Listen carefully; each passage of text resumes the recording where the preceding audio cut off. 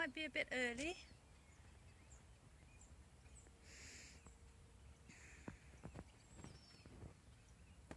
Not sure if anybody's there yet.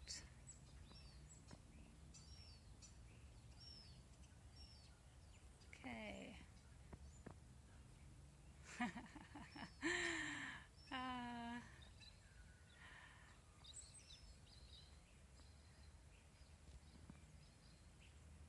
My most watched live video. Well, I haven't done any before, so I'm not sure whether that's good or bad. Oh dear. If anybody is out there, just say hi when you arrive. I'll start maybe in just about half a minute. I think you can just type in if you're there. I'll so you don't have to keep looking at me waiting. I'll just show you. I'm standing on the jetty, the Lindisfarne Boatyard jetty. So I'll just reverse the camera and show you a bit around the jetty, if I can do that. The light's not very good. It's a really misty morning. It's really, autumn feels like it's come today. So if I go that way, I was probably going to blank it all out in the mist. I'll go all the way around. That's the sailing club, which is next door. This is the boatyard. You see there's a boat up on the slip at the moment. Some of the boat sheds.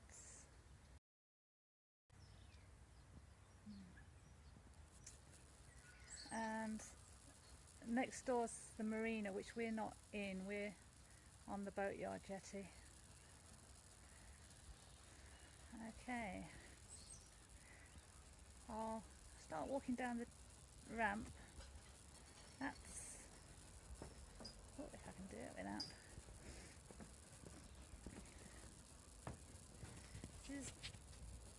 This is Pied Piper.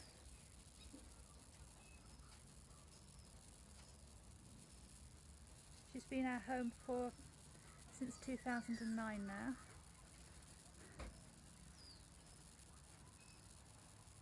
If anybody is out there and you have any questions, then just type them in. Right, this is always the tricky bit, getting on board. Excuse me, I'm just going to swing my leg over.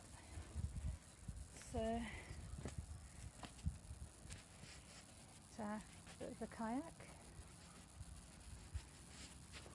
This is, oh, hard to get it all in. That's the dinghy. Looks quite small, but it's actually split in two. It's a nesting dinghy. If I go around this side, oops, banged into the actual, oh, you can't see. Inside that, the part that you can see, there is the front half of the dinghy, and when we put it in the water, we bolt the two together. We've got all our sails off the boat at the moment because we haven't been sailing for a while, so we've taken them off to protect them from the sun.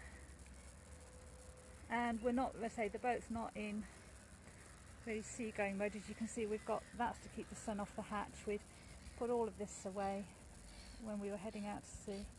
That's the life raft under there.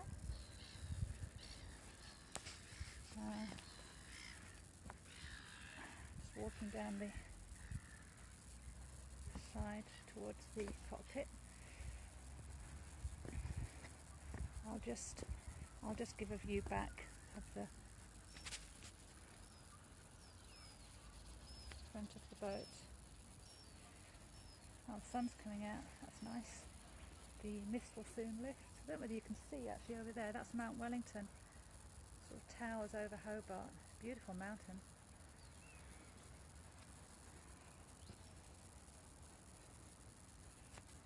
Okay, so going into the cockpit. This is all torn up actually. This bimini all got broken in a storm, and because we're selling the boat, we haven't bothered replacing it. At the back we've got some spare fuel jerrys. We carry about 230 litres of fuel, but if we're doing an ocean crossing or more than 2 or 3 days, and we can go more than that, then we do need some extra jerrys of fuel to put in the tank.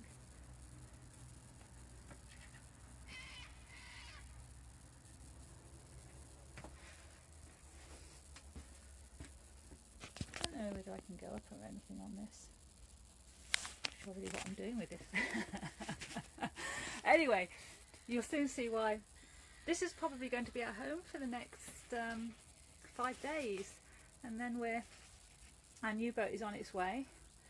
Set sail from Eden this morning, so it's got a 3-night 4-day trip to get here. That's if it can get here with the weather. So that's where we keep all our shoes, under there. Again, no, we'd probably we would tidy those away if we were heading out to sea. Right. Oh, you probably wonder where the wheel was. The wheel's there.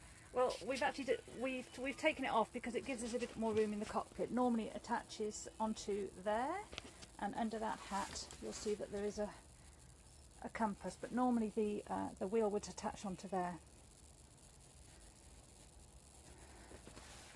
Okay.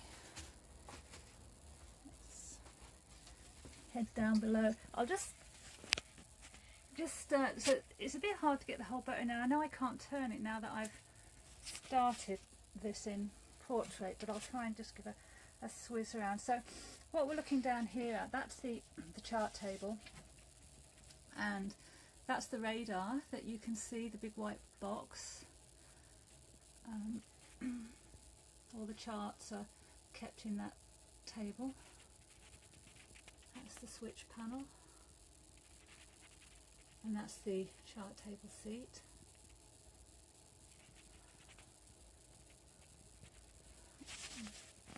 Looking into the saloon,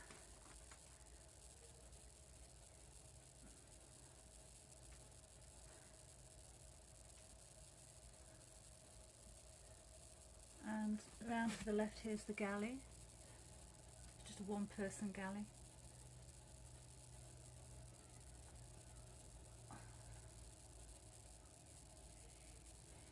And the sink. Well, I'll go down below. Go down the steps, and I'll look back so you can just see where I've come down. I've come down steps to the back. I've just come down those steps. I'll head round the back straight to start with. Show you around there. This is what I have to do to hang any of my nice clothes that they just have to go on anywhere they can find. So this companionway going down to the back, behind this cloth, then, oh, it's gone all blurry, the video. Hope it's okay that everyone can see it. Hi Sharon. I see Sharon's watching. Oh, it's gone all blurry my end. I don't know whether it's gone blurry your end or not, but anyway, behind that cloth, that's where we keep our grab bag and flares, so in an emergency, if we had to abandon ship into the life raft, then we'd grab our grab bag, and that's got things like more flares, food, some extra clothing, water, things that a radio, things that we would need, seasickness tablets, things like that to keep us going for a few days before we were rescued. I mean, we've never had to use it, thank goodness, and I'm sure we never will have to use it, but it's good to have it there just in case. So I'll head down the back. Now, the back should be a berth, but it's a shed. Everyone has to have a shed. Oh, you can see the very important supplies there. So this is actually a rear berth. But as you can see, that's my husband, that's Peter's paraglider there. And I mean, I can't even, if I showed you sort of there is actually a 3/4 double berth through there, but it's our shed. And there's all the sails are in there as well. That's where we've put them while they're off the rigging. Yeah, okay. Not much point in staying back here much. We have actually used it as a berth once when we didn't have as much stuff on board, but we've just collected so much stuff. Okay, I'll head back. I'll go into the galley. Now this is the stove, and it's a gimballing stove. If I can show you it, it moves. So when we're at sea, I can put anything on there, and the theory is that then things won't spill, but that is just a theory. If I show you what else we can do at sea, so I've got my pots and pans in there. It's a bit hard for me to do it with one hand, and I'm trying to put this down a second. Hold on one moment. I'll put that down.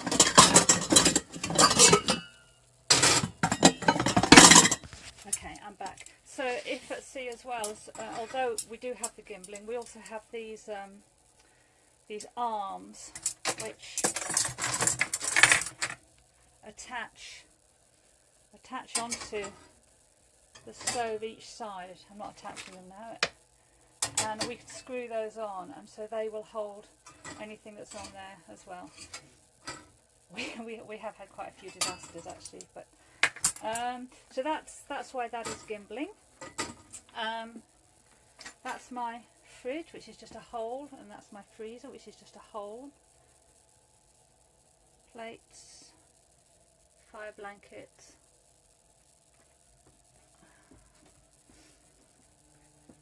The netting is here again, so that when we're at sea, moving around all over the place, nothing's going to fall out. And mugs.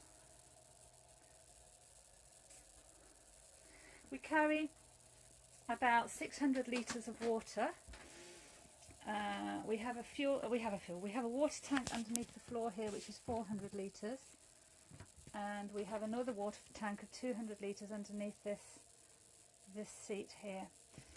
But we also, so of course when we leave land we have to be totally self-sufficient, so we also have a water maker, which I'll show you in a moment because that's at the front of the boat. We have a water maker to turn the salt water into fresh water, so that will make 50 litres an hour and it's a 12 volts, so we can run that directly off our batteries. We're 12 volts throughout the whole boat. We have, I didn't show you actually, the solar panels which are on top of on top of there. We have some solar panels outside, and we do have a wind generator as well to generate power. So the saloon, I don't think there's much to say about this really. Let's go around. You've kind of seen it from the cockpit. Television.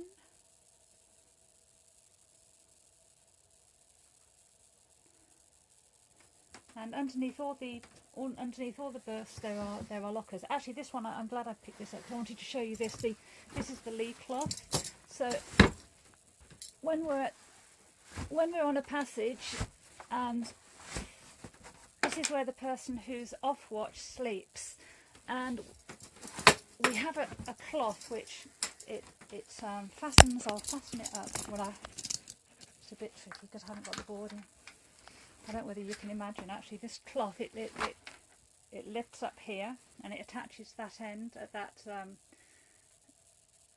ring there, and it attaches this end at this ring, and this is where the person who's off watch sleeps when we're at sea. So it just holds the person in, so they don't roll out as the boat's moving. I'll push that away under there. But there are lockers all under here as well where we keep food, all sorts of other things. Hi Scott! See you there. Alright, push that away. Behind all the seats there are lockers as well. Whoops. Oh, where did that come from? Okay. Heading into the front now. I'm sure you don't get many tours of people loo area, but anyway, this is the loo. It's a pump loo. You can see there's a pump handle there.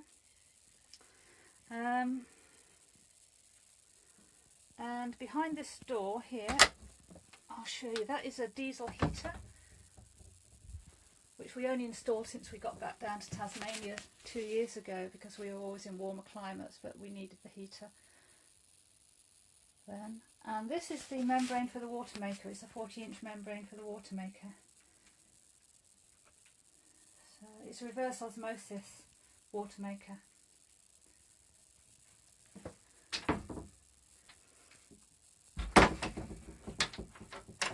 Okay. Moving to this, so you can see this door. You can have privacy in the head area. You can shut that door. And then going over to the and that, and underneath here there's the pump. That's the water maker. The water maker control panel, and the pump's in behind there. And then into the front, into the V berth. That's where we sleep. Where my guitar stays. Those are our drawers, which we have to fight between the two of us. I get 2, Peter gets 1.